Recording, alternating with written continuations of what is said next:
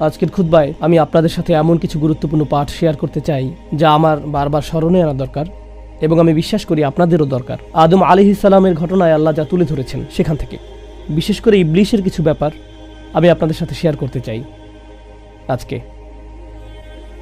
সাধারণভাবে সবাই জানেন আল্লাহ আজ্জা জাল্লা আদম আলাইহিস সালামকে সৃষ্টি করেন, এরপর তিনি আদমকে সিজদা করার জন্য ফেরেশতাদের আদেশ দান করেন। সবাই এটা মেনে নিয়েছিল, কিন্তু ইবলিস অমান্য করেছিল। এটা এই ঘটনার সহজ একটি বিবরণ। অধিকাংশ মানুষ এর সাথে পরিচিত, কিন্তু কোরআনের এমন কিছু গুরুত্বপূর্ণ বিস্তারিত বিবরণও এসেছে যা বাদ পড়ে যায় যখন আপনি ঘটনাটি নিয়ে এভাবে সংক্ষেপে চিন্তা করেন। আল্লাহ আজ্জা জাল্লা সর্বপ্রথম ঘোষণা জারি করেন, আর আমরা বুঝতে পারি সে সময় তাদের মাঝে ইবলিসও এর অন্তর্ভুক্ত ছিল। ইন্নী খালিকুম বাশারুম মিন তিন, আমি মানুষ সৃষ্টি করতে যাচ্ছি মাটি থেকে বা কাদা থেকে। আল্লাহ যখন এই ঘোষণা দিচ্ছেন তখন তিনি আদমকে সৃষ্টি করেননি। আদম আলাইহিস সালামকে এখনও সৃষ্টি করা হয়নি, কিন্তু ঘোষণা জারি করা হয়েছে যে আল্লাহ এটা করতে যাচ্ছেন। এটা হলো খালিকুম বাশারুম মিন তিন। এবং এরপর ফাইজা, আরবিতে ইজা ব্যবহৃত হয় ভবিষ্যতে ঘটতে যাচ্ছে এমন কিছু বোঝাতে। ফাইজা সাওয়াইতুহু ওয়া নাফাখতু ফীহি মির রূহি, তাকে যখন আমি ভারসাম্যপূর্ণ করে তুলব এবং তার ভিতরে আমার রূহ ফুঁকে দেব। এগুলোর কোনো কিছুই এখনো ঘটেনি, সামনে ঘটতে যাচ্ছে। এরপর তিনি বললেন ফাকাউ লাহু সাজিদিন, তখন তোমরা তার উদ্দেশ্যে সিজদাবনত হয়ে যাও। অনেক বছর আগে একজন প্রখ্যাত আলেমের সাথে আমার লাম নিয়ে আলোচনা হয়েছিল। আমি অবাক হয়েছি যে কয়েক মাস আগে তিনি আমার কথার সাথে একমত হয়েছেন। এটা নিয়ে একটু পরে কথা বলবো, কিন্তু সবার আগে আমি চাই আপনারা এই আলোচনার প্রথম অংশের প্রতি মনোনিবেশ করুন। আল্লাহ বর্ণনা করছেন তিনি আমাদের পিতাকে সৃষ্টি করতে যাচ্ছেন এবং আমাদের সৃষ্টি করার জন্য যে প্রক্রিয়া অবলম্বন করতে যাচ্ছেন তার বর্ণনাও তিনি দিয়েছেন। তিনি বলেছেন সবার আগে আমি তাকে ৩ থেকে তৈরি করব। এই পৃথিবীতে আমরাই একমাত্র সৃষ্টি নই যাদের ৩ থেকে সৃষ্টি করা হয়েছে। বস্তুত সকল প্রাণীকুল অথবা যত ধরনের প্রজাতি এই পৃথিবীতে বর্তমান আছে তার সবই ৩ থেকে সৃষ্টি করা হয়েছে। আমাদের এবং এই গ্রহে অবশিষ্ট অন্য সকল জীবের মাঝে এটা একটা কমন উপাদান। সমগ্র প্রাণী জগৎ, সকল পোকামাকড় সবাই ৩ থেকে এসেছে। আচ্ছা, বুঝলাম, কিন্তু আল্লাহ এখন যাকে সৃষ্টি করতে যাচ্ছেন তার মাঝে অতিরিক্ত কিছু ব্যাপারও আছে আমাদের পিতার মাঝে এবং এর সাথে আমাদের মাঝেও। এই সৃষ্টিটি ৩ ছাড়াও আরও কিছু, তার মাঝে পাশবিক দিকের অস্তিত্ব ছাড়াও আরও কিছু আছে। প্রসঙ্গত আমাদের এবং পশুদের মাঝে কমন কিছু ব্যাপার রয়েছে। পশু খাদ্য সন্ধান করে এবং আশ্রয় খোঁজে। আমরাও খাদ্য কেনার জন্য মুদি দোকানে যাই, আমরা রেস্টুরেন্টে যাই খাদ্যের সন্ধানে, আমরা আশ্রয় খুঁজি। মূলত এই 2টি প্রধান কারণেই আমরা পড়ালেখা শিখি, চাকরি খুঁজি বা ব্যবসা শুরু করি। দিন শেষে এগুলোর মূল প্রেরণা হলো খাদ্য এবং বাসস্থান। ফ্রিজে খাবার আছে তো? যে বাড়িতে বাস করছেন তা বসবাস করার জায়গা হিসেবে ঠিক আছে তো? বিদ্যুৎ বিল পরিশোধ করতে পারছি তো? কলে পানি আছে তো? আমি যা বলতে চাচ্ছি, খাদ্য সংগ্রহ এবং বাসস্থান নির্মাণের ক্ষেত্রে আমরা অন্যান্য প্রাণী জগতের চেয়ে অনেক বেশি দক্ষ। কিন্তু দিন শেষে এগুলো একই ধরনের মৌলিক কাজ। তারাও জন্মদান করে, তাদেরও বাচ্চা কাচ্চা আছে, তাদের প্রজাতিও জন্মান্তরে চলতে থাকে, মানব জাতিও একই কাজ করে। তো এ অর্থে জীবন চালিয়ে যাওয়ার দৃষ্টিতে আমরা আসলে প্রাণী জগৎ থেকে অতটা আলাদা কিছু নই। এবং অন্য আরও প্রজাতি যা করে, আমরা বাড়ি নির্মাণ করি, পাখি বাসা বানায়। আমরা রিজিকের সন্ধানে বাড়ি থেকে বেরিয়ে পড়ি, পাখিও তার রিজিকের সন্ধানে বাসা থেকে বেরিয়ে পড়ে। এরপর আল্লাহ আরও যোগ করেন কেন কাদামাটি থেকে নির্মিত এই সৃষ্টি পৃথিবীতে বর্তমান থাকা অন্য সকল সৃষ্টি থেকে আলাদা। ফাইজা সাওয়াইতুহু, যখন আমি তাকে সুষম করে তৈরি করব বা ভারসাম্যপূর্ণ করব, মানে কোনো কারুশিল্পকে নিখুঁত করা, ভারসাম্যপূর্ণ করা। উদাহরণস্বরূপ কেউ যদি লোহা বা কোনো ধাতু গলিয়ে জোড়া লাগায়, সে তখন নিশ্চিত করতে চায় যেন উভয় অংশ একেবারে সমানভাবে জোড়া লাগে। তার কাছে জোড়াটাকে নিখুঁতভাবে সমান করার বিভিন্ন যন্ত্র থাকে, একে বলে তাসওয়িয়াত। তো আল্লাহ বলছেন এক ধরনের ভারসাম্য এবং পারফেকশন এই সৃষ্টির মাঝে যোগ করা হবে যা অন্য সৃষ্টির মাঝে নেই। এক সেন্সে বলতে গেলে অন্য অনেক সৃষ্টির মাঝে আমাদের চেয়েও বেশি ভারসাম্য রয়েছে। বানর এক হাত ব্যবহার করেই ঝুলে থাকতে পারে, তাদের খুব ভালো ব্যালেন্স রয়েছে। পাখিরা স্বতঃস্ফূর্তভাবে বিভিন্ন ভঙ্গিতে উঠতে পারে। তো এখানে আমাদের 2 পায়ে দাঁড়ানোর সামর্থ্যের চেয়েও বেশি কিছু নিয়ে কথা বলা হচ্ছে। আল্লাহ এখানে বলছেন মানবজাতির পরস্পর সাংঘর্ষিক বিষয়ের মাঝে ভারসাম্য রক্ষা করার সামর্থ্য থাকবে। উদাহরণস্বরূপ ব্যক্তিগত প্রয়োজন এবং পারিবারিক প্রয়োজনের মাঝে ভারসাম্য রক্ষা করার সামর্থ্য থাকবে তাদের। তারা ব্যক্তিগত দায় দায়িত্ব এবং সামাজিক দায় দায়িত্বের মাঝে ভারসাম্য রক্ষা করতে পারবে। তারা তাদের অধিকার এবং দায়িত্বের মাঝে ভারসাম্য রক্ষা করতে পারবে। আমাদের সমগ্র জীবনটাই হবে আসলে ভারসাম্যের সমষ্টি। বর্তমানে $মাল্টি-মিলিয়ন এমন সব প্রতিষ্ঠান রয়েছে যেখানে ভারসাম্য শিক্ষা দেওয়া হয়। সফল মানুষেরা, সফল ব্যবসায়ীরা, বড় বড় কর্পোরেশনের কর্মকর্তারা চাকরি জীবনের মাঝে ভারসাম্য রক্ষা করা শিখতে এসব সেমিনারে যোগ দেয়, তাই না? ব্যালেন্স অর্জন করতে। আল্লাহ বলছেন এই মানুষের এমনভাবে জীবনযাপন করার সামর্থ্য থাকবে যে জীবন হবে সব দিক থেকে সমান, ভারসাম্যপূর্ণ। আল্লাহ বর্ণনা করছেন ভারসাম্য রক্ষা করার এই গুণটি মানুষের অন্যতম একটি মহৎ গুণ হবে, যা তাকে বিস্ময়কর করে তুলবে। তাহলে প্রথমত তিনি মানুষকে অন্য সব প্রাণীর মতো করে সৃষ্টি করেছেন, তারপরে এই মানুষের সবকিছুর মাঝে ভারসাম্য রক্ষা করার চমকপ্রদ এক গুণ থাকবে। এই সব কিছুর উপরে ওয়ানাফাখতু ফীহি মির রূহি। প্রসঙ্গত আরো সামনে এগিয়ে যাওয়ার পূর্বে ভারসাম্য নিয়ে আরেকটি কথা বলতে চাই। ভারসাম্য হলো আমাদের আবেগ, অনুভূতি এবং চিন্তা শক্তির মাঝে। এর মানে কি? চলুন একটু ব্যাখ্যা করি। ক্ষুধার্ত কুকুর সামনে কোনো খাবার দেখলে এর প্রতি ঝাঁপিয়ে পড়ে এবং কামড় বসিয়ে দেয়। সে ফলাফল নিয়ে চিন্তা ভাবনা করে না। এখানে আছে শুধু অন্তরের ইচ্ছা, আর কিছু না। কিন্তু মানুষ লোভনীয় কিছু একটার দিকে তাকিয়ে বলতে পারে, না এটা অবৈধ, না ওইটা হারাম, না এটা করা যাবে না। তার বিবেক বুদ্ধির কর্মতৎপর হয়ে ওঠে। সে ফলাফলের কথা ভেবে থেমে যেতে পারে, ইতিমধ্যে দেরি করে ফেলেছেন, এখন আবার রাস্তায় লাল বাতি। এমন সময়ও ভারসাম্য রক্ষা করার সামর্থ্য আপনার আছে। তাড়াতাড়ি অফিসে যাওয়ার আগ্রহ যেমন আছে, ঠিক তেমনি আইন মেনে চলার বুঝও আপনার আছে। আমরা আমাদের চিন্তা এবং আবেগের মাঝে ভারসাম্য রক্ষা করে চলতে পারি, অন্য সৃষ্টির মতো নয়, যারা কোনো একটা আবেগ জাগ্রত হলেই তা পূর্ণ করার জন্য ঝাঁপিয়ে পড়ে, প্রতিক্রিয়া দেখায়। কিন্তু আমরা ফলাফল নিয়ে ভাবতে পারি, দীর্ঘমেয়াদী চিন্তা করতে পারি, আমরা নিজেদের থামিয়ে দিতে পারি, ভারসাম্য রক্ষা করে চলতে পারি। কোরআনে আমাদের বুদ্ধির নামও ঠিক এভাবে এসেছে, আল হিজর, আন্নুহা। আমাদের বুদ্ধির বর্ণনা দিতে এই শব্দগুলো ব্যবহার করা হয়েছে। হিজর মানে শিলা, পাথর, কারণ পাথর সামনে এগিয়ে যাওয়ার ক্ষেত্রে বাধা তৈরি করে। আর নুহা মানে প্রতিনিষেধ, কারণ আমাদের বুদ্ধি আমাদেরকে বোকার মতো কিছু করতে বাধা দান করে, এটি প্রতিবন্ধকতা সৃষ্টি করে। কখনো কখনো আমি আপনি অতিরিক্ত আবেগতাড়িত হয়ে বোকার মতো কোনো সিদ্ধান্ত নিয়ে ফেলি, বা আমরা এমন কিছু বলে ফেলি যা আমাদের বলা উচিত না, বা এমন কিছু করে ফেলি যা করা উচিত না। আমরা আমাদের আবেগকে ভারসাম্যহীন হতে দিয়েছি। আল্লাহ আজ্জা জাল্লা এখানে বলছেন এমন সব মুহূর্তে ভারসাম্য রক্ষা করার বিস্ময়কর সামর্থ্য মানুষের থাকবে। এরপর তিনি বলেন ওয়ানাফাখতু ফীহি মির রূহি, আর তার ভিতরে আমার রূহ ফুঁকে দিব। অর্থাৎ রূহ যা আল্লাহ বিশেষভাবে ডিজাইন করেছেন এই মানুষের জন্য, বিশেষ আধ্যাত্মিক সম্পর্ক, বিশেষ জিনিস যা এই মানুষকে অনন্য উপায়ে মানুষকে আল্লাহর সাথে সম্পর্ক যুক্ত করবে, অসাধারণ শক্তিশালী উপায়ে। আর এই জিনিসটাই মানুষের ভেতরে থাকবে। তো এই রূহ মানুষের ভেতরে থাকবে, অন্যান্য প্রজাতি বা প্রাণীর মতো নয়। বিশেষ ধরনের এক আধ্যাত্মিক আলো মানুষের ভিতরে থাকবে। সুতরাং মানুষকে সৃষ্টি করা হয়েছে তিনটি জিনিসের সমন্বয়ে। তাকে মাটি থেকে তৈরি করা হয়েছে, তাকে ভারসাম্য সহ তৈরি করা হয়েছে, এবং তাকে রূহ দিয়ে সৃষ্টি করা হয়েছে। তিনটি উপাদান আল্লাহ বর্ণনা করেছেন এই আয়াতে। আর তিনি ফেরেশতাদের এগুলো জানিয়ে দিয়েছেন যে এই তিনটি অংশ মানুষকে বিস্ময়কর করে তুলবে। ফাকউ লাহু সাজিদিন, তখন তোমরা সিজদাবনত হয়ে যাও। আল কোরআনে যদি সিজদার উল্লেখ নিয়ে অধ্যয়ন করেন, সমগ্র কোরআনে যদি অনুসন্ধান চালান যে কোথায় আল্লাহ সিজদা নিয়ে কথা বলেছেন, সিজদা নিয়ে কথা বলেছেন তখন যখন বিস্ময়কর কিছু ঘটে, যখন কোনো মিরাকল ঘটে, যখন জাদুকরেরা দেখলো যে মূসা আলাইহিস সালামের লাঠি সাপে পরিণত হয়ে গেল এবং খেয়ে ফেললো। মা ইয়াফিকুন, তারা যা কিছু বানিয়েছিল তার সব কিছু তারা নিজেদের আর থামিয়ে রাখতে পারেনি, তারা সিজদায় অবনত হয়ে গেল। যখন খ্রিস্টানরা রাসূল সাল্লাল্লাহু আলাইহি সাল্লামের সাথে সাক্ষাৎ করতে এলো, তারা কোরআনের তিলাওয়াত শুনলো। তারা আ'ইনুহুম তাফিদু মিনাদ দামঈ, তুমি দেখবে তাদের চোখ অশ্রুতে ভেসে যাচ্ছে। ইয়াখরুনা লিল আযকানি সুজদা, তখন তারা সিজদায় লুটিয়ে পড়ে, কারণ তারা কোরআনের অলৌকিকতায় এতটাই অভিভূত হয়ে পড়েছিল। রাসূল সাল্লাল্লাহু আলাইহি সাল্লামের সিরাতে একটি ঘটনা আছে, কাফিররা শুনছিল, তারা কোরআনে বিশ্বাস করে না, তবুও তারা শুনছিল। আনজারতুকুম সাইকাতান মিসলা সাইকাতি আদিম ওয়া সামুদ, যখন আয়াত অবতীর্ণ হলো, আমি তোমাদের বজ্রপাতে ধ্বংস হওয়ার সতর্ক করছি, আদ সামুদ জাতির নিকট আসা বজ্রপাতের ন্যায়। তারা নিজেদের থামিয়ে রাখতে পারেনি, তারা সিজদায় লুটিয়ে পড়ে। কোরআন বারবার বর্ণনা করছে যখন বিহবল কিছু ঘটে, যখন অবিশ্বাস্য কিছু ঘটে যা আল্লাহ ঘটান আর যা কেবল আল্লাহর পক্ষেই ঘটানো সম্ভব, তখন মানুষ আল্লাহর শক্তিমত্তাকে এতটাই উপলব্ধি করে যে তাদের উভয় হাঁটু ভাঁজ হয়ে যায়, অহংকার ধূলিসাৎ হয়ে যায়। আর এই কপাল যা আমাদের অহমিকা বহন করে মাটিতে লুটিয়ে পড়ে। ঐতিহাসিকভাবে সকল সংস্কৃতিতে এই কপাল হলো দাম্ভিকতার জায়গা। এজন্য রাজারা কপালে মুকুট পরেন, কবজিতে না। এখনকার সময় অবশ্য মানুষ উচ্চ স্ট্যাটাসের চিহ্ন হিসেবে হাতে দামি ঘড়ি পরে, কিন্তু ঐতিহাসিকভাবে সকল সংস্কৃতিতে অহংকার প্রকাশের স্থান কোনটি? কপাল। যা কপালে পরা হয়, পাগড়ি কপালে পরা হয়, মুকুট কপালে পরা হয়, এর মাধ্যমে আপনার পদমর্যাদা প্রকাশ পায়। আজকের দুনিয়াতেও এমন কিছু দেশ আছে যেখানে নির্দিষ্ট ধরনের পাগড়ি আছে যেটা শুধু স্থানীয়দের জন্য নির্ধারিত। আপনি যদি পরেন ঝামেলায় পড়ে যাবেন। আপনি অন্য রঙেরটা পরতে পারবেন, কিন্তু তাদের রঙেরটা পরতে পারবেন না, এটা তাদের রং। এই কপাল আমাদের গৌরব প্রকাশের স্থান, আমাদের সামাজিক পদমর্যাদা প্রদর্শনের স্থান।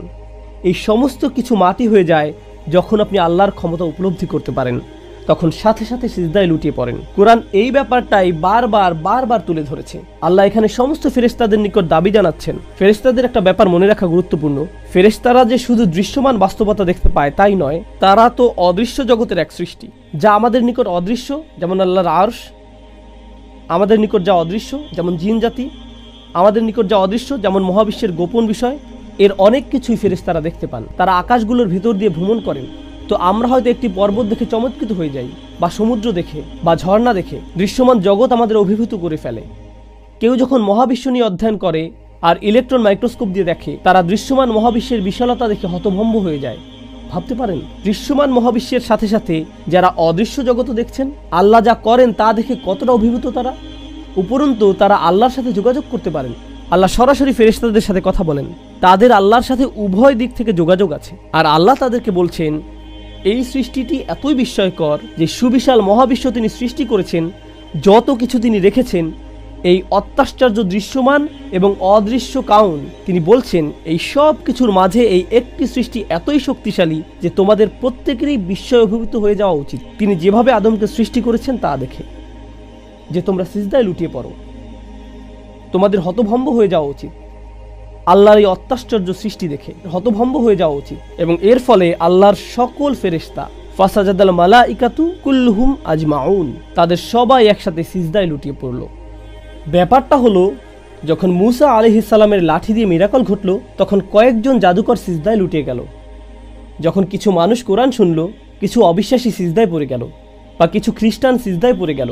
আপনি কিছু মানুষের সিজদায় পড়ে যাওয়ার উল্লেখ পাবেন, কিন্তু এই ঘটনায় আপনি পাচ্ছেন আল্লাহ যত ফেরেশতা সৃষ্টি করেছেন সকলকে সিজদায় পড়ে যাওয়ার আদেশ দেওয়া হয়। কি বিশাল এক মিরাকল, কি বিস্ময়কর এক ব্যাপার ছিল আদম আলাইহিস সালামের সৃষ্টি। কতটা শক্তিশালী এই সৃষ্টি, যদি এটা নিয়ে গভীরভাবে ভেবে দেখেন। আবার বলছি, আদম আলাইহিস সালামকে এখনো সৃষ্টি করা হয়নি, এটা ছিল শুধু ঘোষণা। কেন তোমরা এতটা অবাক হয়ে পড়বে? কেন তোমরা এতটা বিস্ময়াভিভূত হয়ে পড়বে? কোন কারণে এই সিজদা? কেন তারা তাদের চেহারা নত করে দিবে? ঠিক এই তিনটা জিনিসের কারণে। ইন্নী খালিকুম বাশারুম মিন তিন ফাইযা সাওয়াইতুহু ওয়া নাফাখতু ফীহি মির রূহ। এরপর এসেছে ফা, এটি হলো ফা সাবাবিয়া, অর্থাৎ সেই জন্য বা সেই অনুসারে সিজদায় পড়ে যাওয়া। ফা এখানে সাবাবিয়া হতে পারে। এ মতে তোমরা তার সামনে সিজদায় পড়ে যাও। এখন এই ঘোষণাটি জারি করা হলো। আমরা জানি ইবলিসও ঘোষণাটি শুনল। সে যদি এই ঘোষণা শুনে থাকে, সেও জানে আদমকে সৃষ্টি করা হয়েছে তিনটি জিনিসের সমন্বয়ে। আমি বারবার তিনটি জিনিসের কথা উল্লেখ করছি, কারণ যেন এটা আপনাদের মাথায় একেবারে বদ্ধমূল হয়ে যায়। তিনটি জিনিস।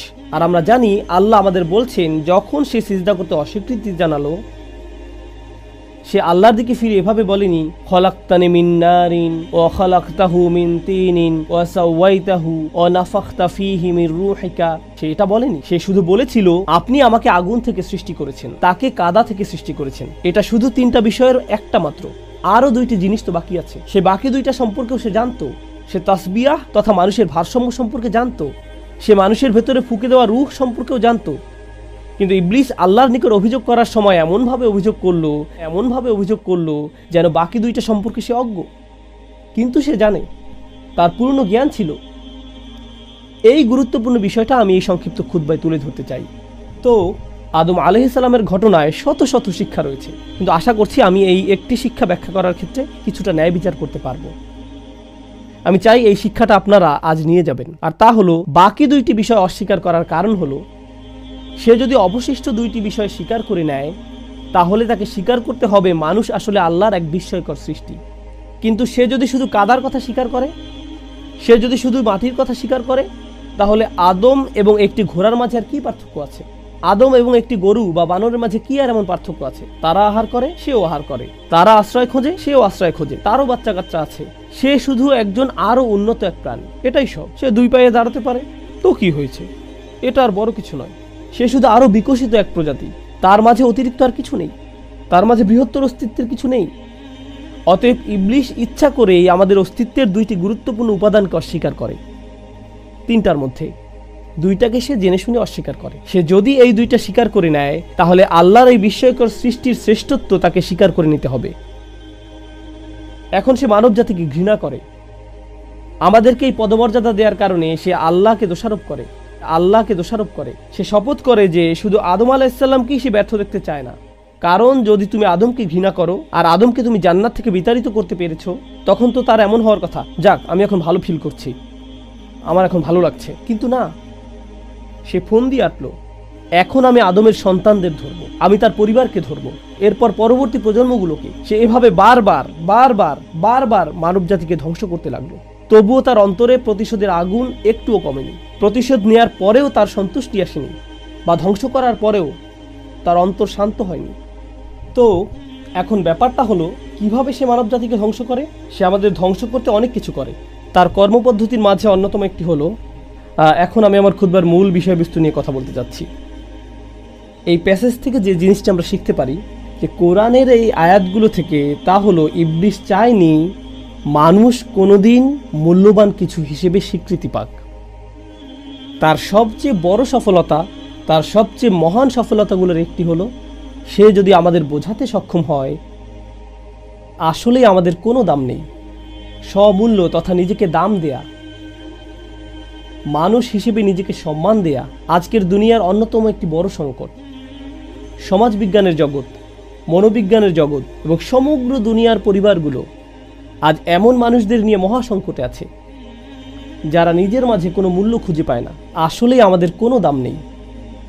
আগে আমার একটা চাকরি ছিল, এখন আমি অবসরে, কেউ আমার অভিমতের কোনো মূল্য দেয় না, আমার কোনো দাম নেই, আমি সারাদিন বাসায় বসে থাকি, আমার ছেলে চাকরি করে, আমার মেয়ে কলেজে পড়ে, আমি পুরোই মূল্যহীন, আমি এখন সবার বোঝা। এভাবে একজন বৃদ্ধ বাসায় বসে বসে নিজেকে মূল্যহীন ভাবতে থাকে। আমার এখন মসজিদ আর বাসায় আসা যাওয়া ছাড়া কোনো কাজ নেই। নিজের ভিতরে এক ধরনের স্বমূল্যের অভাব সবসময় আমার ভিতরে কাজ করে। যদি মরে যেতাম কতই না ভালো হতো। তার মাথায় এই চিন্তাগুলো সবসময় ঘুরপাক খেতে থাকে, মুখ ফুটে বলে না, এমনকি কখনো কখনো বলে ফেলে। একজন যুবক ছেলেও সে বলে, আমার ভাই ভার্সিটি থেকে অনার্স মাস্টার্স শেষ করেছে, আমার চাচাতো ভাই বড় চাকরি করে, সবাই জীবনে উন্নতি করেছে, অমুকে বিয়ে করেছে, আর আমাকে দেখো, আমার কিছুই নেই, আমি এগুলোর কিছুই অর্জন করতে পারিনি।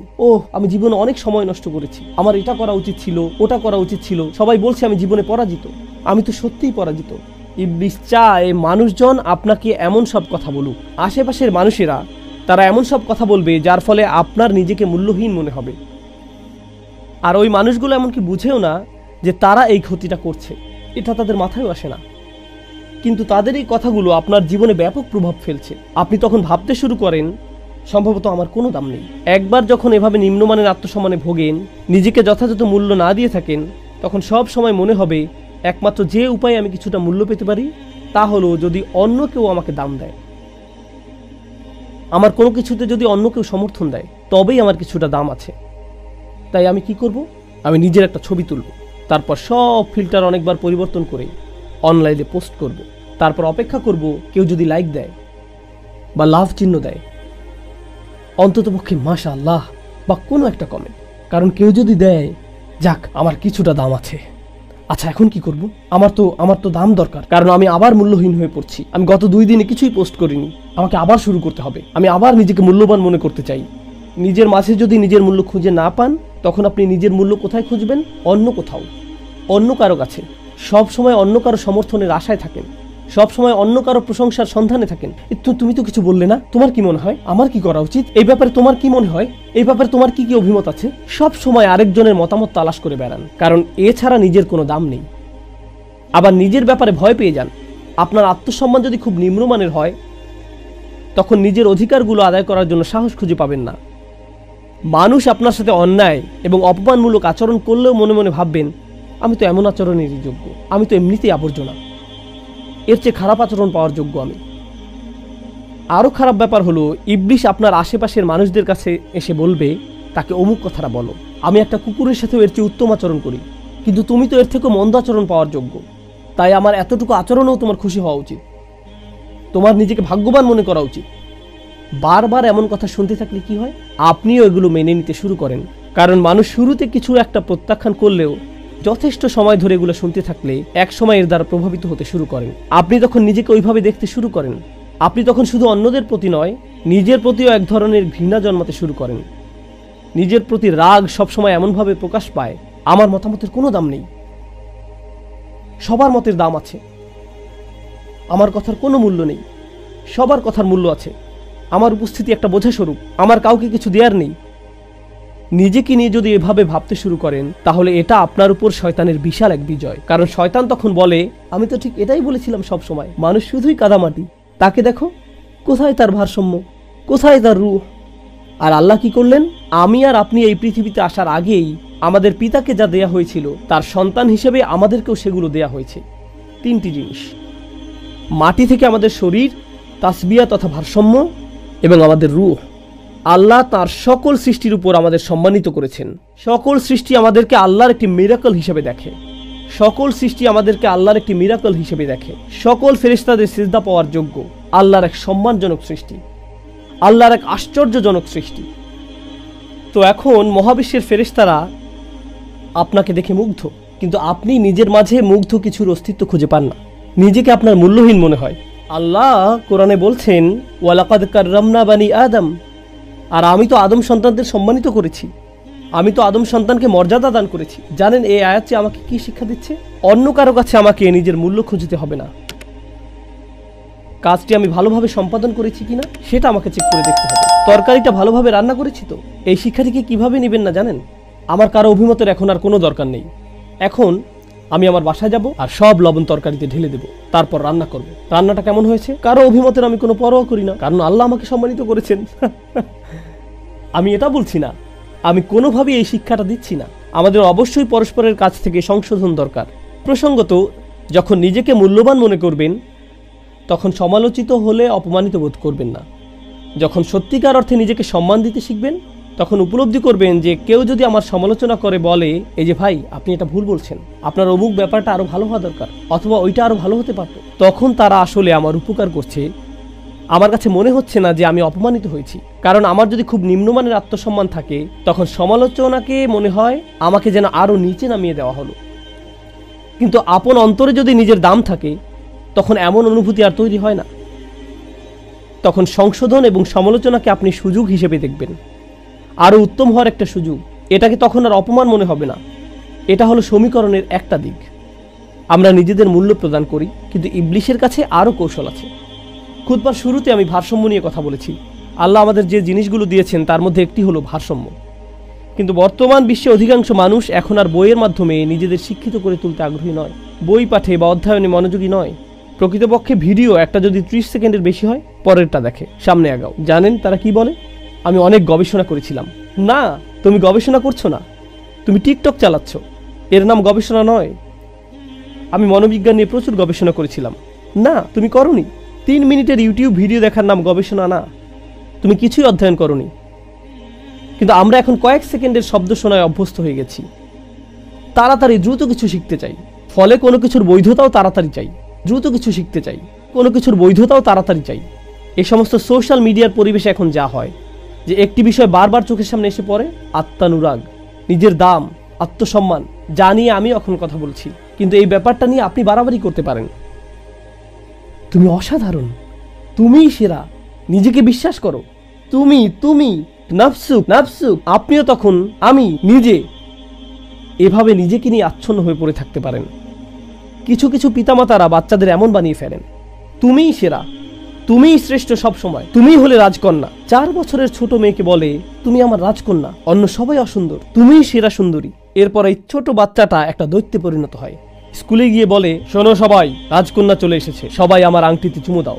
এভাবে সে নিজের সম্পর্কে অযথা উচ্চ ধারণা গড়ে তোলে। আমাদের মূল্য, আমাদের দাম আল্লাহর সামনে এমন কিছু যা আমাদের বিনয়ী করা উচিত। আল্লাহ আমাকে এত উচ্চ পদমর্যাদা দান করেছেন, আমার উচিত এই পদমর্যাদাকে কাজে নিয়োগ করা। আপনাদের নিকট একটি উপমা উপস্থাপন করছি।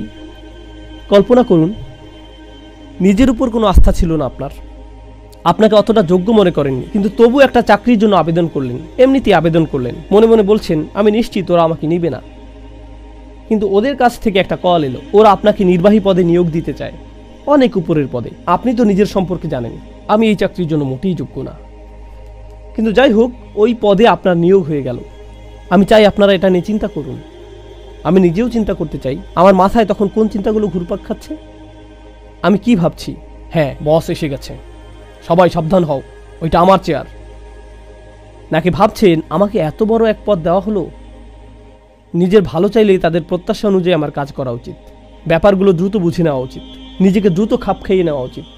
যে দায়িত্ব আমাকে দেওয়া হয়েছে একে সম্মান জানানো উচিত, যেন আমি নিজের যোগ্যতা তাদের দেখাতে পারি।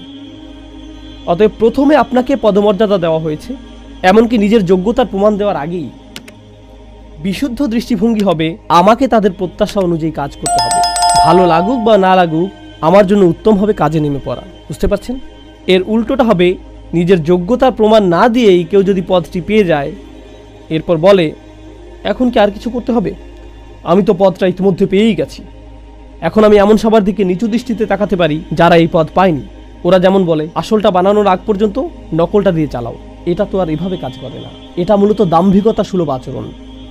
তো একদিকে আমরা নিজেদের মূল্য প্রদান করি, আল্লাহ আমাদের যে সম্ভাবনা দান করেছেন আমাদের মূলত সে সম্ভাবনাকে মূল্য দেওয়ার কথা। চেষ্টা সাধনা চালানোর যে সামর্থ্য আল্লাহ আমাদের দান করেছেন মূলত তাকে আমাদের মূল্য দেওয়ার কথা, পার্থিব উপায় উপকরণ নয়। উপায় উপকরণ তো আল্লাহ যে কাউকে দিতে পারেন, আর এই জিনিসগুলো আসবে যাবে। একমাত্র যে ব্যাপারটার মূল্য আল্লাহর কাছে আছে এবং আমাদের কাছে থাকা উচিত তা হলো আমাদের প্রচেষ্টাগুলো। ওয়া আল্লাইসা লিল ইনসানি ইল্লা মা সাআ। শেষ বিচারের দিন মানুষের কাছে মূল্যবান কিছুই থাকবে না শুধু তাদের প্রচেষ্টাগুলো ছাড়া, একমাত্র এটাই। এজন্য ভারসাম্য স্থাপন করতে হবে আত্মবিশ্বাস এবং বিনম্রতার মাঝে, কারণ নিজেকে অতিরিক্ত মূল্যবান মনে করলে তা দাম্ভিকতায় পরিণত হতে পারে, আর অতিরিক্ত বিনম্র হলে ভাবতে শুরু করবেন আমি কেউ না, কিছুই না। আপনাদের এমন একটি উদাহরণ দিচ্ছি যেটা আমি ইসলামী পরিমণ্ডলে দেখেছি। অনেক বছর আগে আমি একটি ভার্সিটিতে গিয়েছিলাম, সেখানে প্রায় কোনো মুসলমান ছিল না। 5-6 জন মুসলিম যুবক ছাত্র উপস্থিত হলো। ধরুন 100 মাইলের মধ্যে কোনো মসজিদ ছিল না, এজন্য তাদের নিজেদেরকে জুমার নামাজের আয়োজন করতে হয়েছিল। এই 5 জন তরুণকে, তাদের মাঝে একজন ছিল হাফেজে কোরআন। স্পষ্টত তার উপরে দায়িত্ব এসে পড়লো প্রস্তুতি নেওয়ার, কিছু শেখা যেন খুতবা দিতে পারে এবং নামাজের ইমামতি করার, কিন্তু সে করবে না, সে রাজি হলো না। জিজ্ঞেস করা হলো কেন তুমি খুতবা দিতে চাও না? ভাই আমি কিছুই জানি না, আমি শুধু একজন ফকির, আমি জানি আল্লাহর সামনে আমি খুবই মূল্যহীন, আমি কিভাবে মিম্বারে দাঁড়াবো যেভাবে রাসূলুল্লাহ সাল্লাল্লাহু আলাইহি ওয়াসাল্লাম দাঁড়াতেন, কারণ আমি জানি আমি এমনকি ওলামাদের পায়ের ধুলোর সমানও নই। এভাবে সে বিনম্রতা নিয়ে বিশাল এক বক্তব্য দেওয়া শুরু করলো। কিভাবে না না না, আমি কিছুই না, আমার দাম নেই, আমি একটা অপদার্থ। আমি বললাম আমি জানি তুমি একটা অপদার্থ, কিন্তু তবুও ব্যাপারটা হলো তুমি যদি এটা না করো, এই ছেলে ইংরেজিতে নামাজের ইমামতি শুরু করবে, সে হাত তুলে বলবে গড ইজ গ্রেট, এরপর সে এইভাবে পড়াবে। তাই তোমাকে এগিয়ে আসতে হবে ভাই। তুমি এমন একটা পরিস্থিতিতে পড়ে গেছো, এর সাথে অহংকারের কোনো সম্পর্ক নেই। তুমি আত্মবিশ্বাসের প্রয়োজন আর অহংকারের মাঝে একটা তালগোল পাকিয়ে ফেলেছো। এখন আত্মবিশ্বাস প্রদর্শনের সময়, কিন্তু অতিরিক্ত আত্মবিশ্বাস আবার সমস্যা তৈরি করবে। মনে করুন সে খুতবা দেওয়া শুরু করলো, আর কেউ এসে বলল ভাই এই সপ্তাহে একজন আলেম খুতবা দিবেন। সে তখন উনি কেন আমার স্থান দখল করে নিচ্ছেন, আমি খুতবা দিতে ভালোবাসি, ওনাকে কেন আমার জায়গা দিতে হবে, তাকে কি শনিবারে খুতবা দিতে বলতে পারো না? আমি জানি না বিকল্প আছে কিনা, কারণ আমি প্রধান স্টেজে থাকতে থাকতে অভ্যস্ত হয়ে গেছি। এটা হলো অহংকার। অতএব একদিকে আছে আত্মবিশ্বাস, অন্যদিকে আছে বিনম্রতা। এই দুটোর মাঝে ভারসাম্য প্রতিষ্ঠিত হতে হবে। আল্লাহ আজ্জা জাল্লাহ ঠিক এটাই বর্ণনা করেছেন যে মানুষের বিস্ময়কর গুণগুলোর মাঝে এটা হবে অন্যতম। আল্লাহ আমাদের ভেতরে এটা স্থাপন করে দিয়েছেন। একদিকে আছে আধ্যাত্মিক জগৎ, অন্যদিকে আছে বস্তুগত জগৎ। একদিকে আছে আত্মবিশ্বাস, অন্যদিকে আছে বিনম্রতা। উভয়ের মাঝে আছে তাসবিয়া। সব সময় এক প্রান্তে আল্লাহ উল্লেখ করছেন কাদামাটির কথা, আর অন্য প্রান্তে রূহের কথা, দুইটি বিপরীতমুখী বৈশিষ্ট্য। আর ঠিক মাঝখানে তিনি ভারসাম্যের কথা উল্লেখ করছেন, ফাইদা সাওয়াইতুহু নাফাখতু ফীহি মির রূহ। সুবহানাল্লাহ। আমাদের সমগ্র জীবন তো এই ভারসাম্য খুঁজে পাওয়ার সংগ্রামে ব্যয়িত হওয়ার কথা। সত্যিকারের মূল্য আমাদের নিজেদের ভিতরে, যেন আমরা অন্য মানুষের মাঝে এটা খুঁজে না ফিরি, বস্তুগত জিনিসের মাঝে খুঁজে না ফিরি, সোশ্যাল মিডিয়ার পোস্টের মাঝে খুঁজে না ফিরি, বা এঙ্গেজমেন্ট বা ফলোয়ারের মাঝে। আমরা নিজের মূল্য নিজের পরিধেয় বস্ত্রের মাঝে না খুঁজি, আমরা যেন মূল্য খুঁজি আমরা আল্লাহ আজ্জা ওয়া জাল্লাহকে কি কি দিতে পারি তার মাঝে। আপনি যদি একজন বৃদ্ধ মানুষ হয়ে থাকেন বা অবসরপ্রাপ্ত হয়ে থাকেন, আর আপনার মনে হয় পৃথিবীকে দেওয়ার মতো আপনার কিছুই নেই, এভাবে চিন্তা করা বন্ধ করুন। আমাদের প্রত্যেকে এই দুনিয়া থেকে বিদায় নেওয়ার দিন পর্যন্ত একজন শিক্ষার্থী। এমন কোনো বয়স নেই যে বয়সে ধর্মীয় শিক্ষা অর্জন বন্ধ করতে হবে। আপনি যত বেশি শিখবেন তত বেশি নিজেকে সমৃদ্ধ করবেন, আর নিজে যত বেশি সমৃদ্ধ হবেন প্রকৃতগতভাবে আপনার চারপাশের দুনিয়াও এতে বেশি সমৃদ্ধশালী হয়ে উঠবে। আরও বেশি প্রজ্ঞা আপনি পৃথিবীকে দিতে পারবেন। এক ব্যক্তি, শেষ এই বিষয়টাই আজ আপনাদের সাথে শেয়ার করব। আমার পরিচিত এক ভদ্রলোক সম্প্রতি মারা গেছেন। এক বয়স্ক লোক, যিনি বহু বছর পূর্বে চাকরি থেকে অবসর নিয়েছেন। এরপর নিজের ঘরেই থাকতেন সবসময়। তিনি তার সমগ্র দিন অধ্যয়ন এবং জ্ঞান অর্জনে, অধ্যবসায় এবং শেখার কাজে ব্যয় করতেন।